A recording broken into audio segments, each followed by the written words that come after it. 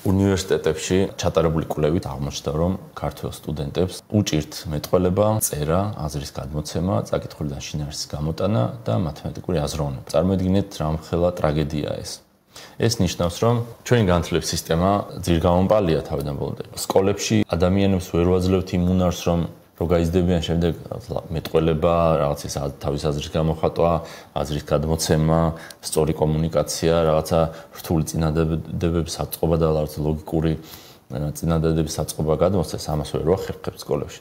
და მე მოწყობილი გვაქვს ერთიანი ეროვნული გამოცდები, რომელიც ისეთი დაბალი ფილტრი აქვს, რომ აი ეს გაუნათლებელი სამწუხაროდ ახალგაზრდები შემდეგ ამ ფილტრს გადიან, ხვდებიან უნივერსიტეტში, სადაც უნივერსიტეტის მთელი მუღამი არის, რომ რაიმე პროფესიაში უნდა ჩაუღრმავდე და იქ უნდა პროფესიონალი გახდე. მე უნივერსიტეტში არიან, იქ რაღაც რეფერატებს წერენ, ლექციებს ესწრებიან, რაღაც სტუდენტურ ცხოვრებით ცხოვრობენ.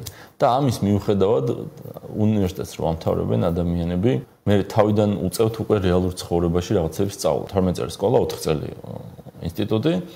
16 წლის მანძილზე ჩვენ უბრალოდ ადამიანების ისეთ სისტემა მოვაწყეთ, რომ ახალგაზრდა ადამიანების ცხოვრებას ფლანგავთ, უბრალოდ სადღაც დადიან, იმასავით რა ქვია, ჯარივით უნდა მიხვიდე, გამოცხადდე, ჩესტიაუღო მასწავლებელს, დაესწრო მინიმალური რაღაც ქმედებები გააკეთო ვითომ რაღაცა და თავს ვიტყუებთ ჩვენს და ამ ახალგაზრდებსაც ვატყუებთ, ბებიებსაც ვატყუებთ, როდესაც მათ დიპლომიანი შვილიშვილი უნდათ და მარტო მაგის გამოაბარებინებენ თავიანთ შვილიშვილებს უნივერსიტეტში და ესე დიდი ტყუილის ამბავი გვაქვს მოწყობილი და საბოლოო ჯამში ვიღებთ ახალგაზრდებს, რომლებსაც რეალურ ცხოვრებაში ოპერირება ძალიან უჭირთ. ანუ წარმოიდგინე, მათემატიკური აზროვნება რო არ შეგიძლია და რაღაც შენი მათემატიკური უნარები რო რაღაცა ხურდის დათვლაზე გადის და იმის იქით ვერ ახერხებ რაღაცებს ოპერირებას.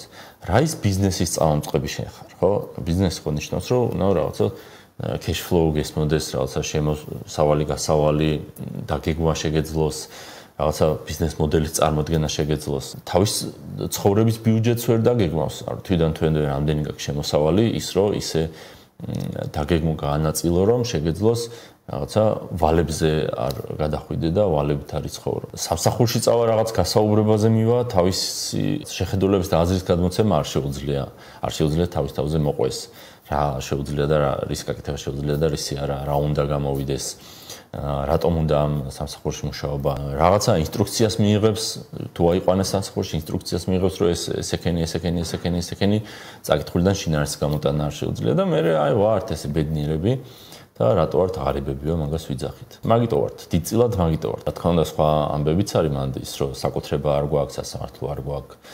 რეგულაციები გადასახადები ამბები, მაგრამ ყველას თავი და თავი მაინც განათლება. იმისთვის რომ მოითხოვო რაღაცა რეგულაციების შემცირება, მოითხოვო რაღაცა ფულის არბიტრაჟი და რაღაც სხვადასხვა რაღაცები, რომლის ირიბი შედეგები არის მე ის, რომ ჩვენ უფრო სწრაფად და კარგად გავმდიდრდებით, მაგისთვის უნდა წარმოდგენა გქონდეს სამყაროზე და ხვდებოდე რა რატო. ახლა მე რომ წელან ბიტკოინზე ლაპარაკობდი და სტუდენტი და ის ჩვენი განათლება დამთავრებული რომ ისმენდეს, რომ ვეუბნები რა თქმა უნდა. ფულის ბეჭდვა იწვევს ინფლაციას და ამით შენ ღარიბდები. ეს ხო მისთვის არის აი წარმოუდგენლად რთული რაღაცა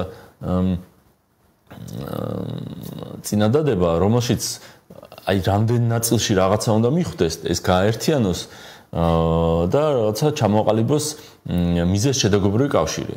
რომ თავრობაში თუ არის ცუდი ტიპი, ის თუ ბეჭდავს ლარიანებს, მე ამით ეკონომიკაში რა ხდება და მის ჯიბეში როგორ უფასურდება ლარი.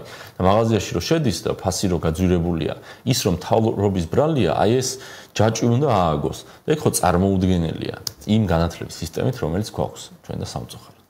და ეს ყველაფერი იმის ბრალი კი არ არის, რომ ჩვენ ან ცუდი მასწავლებლები ყავს ესე ცალკე რო აიღო, ან ცუდი ბავშვები ყავს, ან რაღაცა რაიმე ჭირი გვჭირს ქართველებს რო ვერ ვსწავლობთ. არა, ეს ნამდვილად ესე არ არის.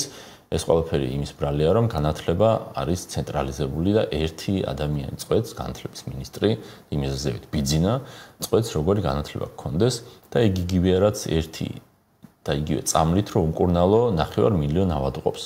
როდესაც ერთს შეიძლება სიცხე აქვს, მეორეს პანკრეასი აწუხებს, მესამეს რაღაცა არ ვიცი. რეთვა დაიფაროს და კიბო აქვს, მეოთხეს უბრალოდ თითი დაუჩირქდა და ყველაზე ერთი წამლით კურნალობდე. ხო გამოვა რომ უმეტესობა მოგიკვდება ესეთ პაციენტები. როგორც ყველა ავადმყოფს უნდა თავისი სპეციალიზირებული მკურნალობის მეთოდი, ისევე ყველა ბავშვს უნდა თავისი სპეციალიზირებული მასწემორგებული პროგრამა. ოღონდ რა თქმა უნდა, შეუძლებელია რომ ეს პროგრამა ვინმე მადგეს და 9 მილიონი ბავშვი ყავს დაახლოებით 600,000 ახლა. შეუძლებელია რომ 600,000 პროგრამა დაწეროს ცალ-ცალკე, ხო? ძალიან მარტივი რამეა სინამდვილეში გასაკეთებელი. ის კრიტერიუმები თუ რა არის გამართული მეტყველება, რა არის წაკითხულიდან შინაარსის გამოტანა, მათემატიკური აზროვნება, ეგენი არსებობს. უბრალოდ ვინ როგორ აღწევს, რომელი ბავშვი რასის სწრაფით მივა მაგ შედეგამდე, რა მეთოდებით მივა და ასე შემდეგ. ეგ არის ყველაფერი განსხვავებული. ჩვენ უბრალოდ უნდა დავსახოთ რაღაც მიზანი, ჩვენ რა წარმოგვიდგენია სწორი. ოღონდ ამ გზამდე მისასვლელად უნდა არსებობდეს 9 მილიონი გზა, 9 მილიონი სხვადასხვა ვარიანტი. თითო ბავშვს თავისი გზა უნდა ქონდეს. ის არ უნდა ეჯიბრებოდეს სხვებს, თავის ტემპით უნდა სწავლობდეს და არ უნდა არსებობდეს რაღაცა ის რომ აი რა 10 წლის ამაუცილებლად ეს უნდა იცოდე. არა, ეგ საერთოდ არ არის მასე. შეიძლება ვიღაცა მათემატიკაში ძალიან წინ იყოს, მეტყველებაში უჭირდეს. ან რაღაც აზრის გამოტანაში ჯერ მოდი მათემატიკაში ვიღაცებზე წინ თუ ასწრებს თავის ტემპით წავიდეს, თუ რაღაც უნარებში ვიღაცებს ჩამორჩება, იქაც თავის ტემპით ისწავლოს. მოკლედ, ბევრი სხვადასხვანაირი სწავლების მეთოდი გვჭირდება. ძალიან ბევრი. მე როგორი სკოლა წარმოვიდგენი, ესეთ უნდა გავაკეთოთ, თქვენ როგორი სკოლა წარმოგიდგენთ, ისეთ უნდა გავაკეთოთ. ან იპოვოთ ისეთი სკოლა, როგორც წარმოგიდგენთ, ვიღაცა შემოგთავაზოთ.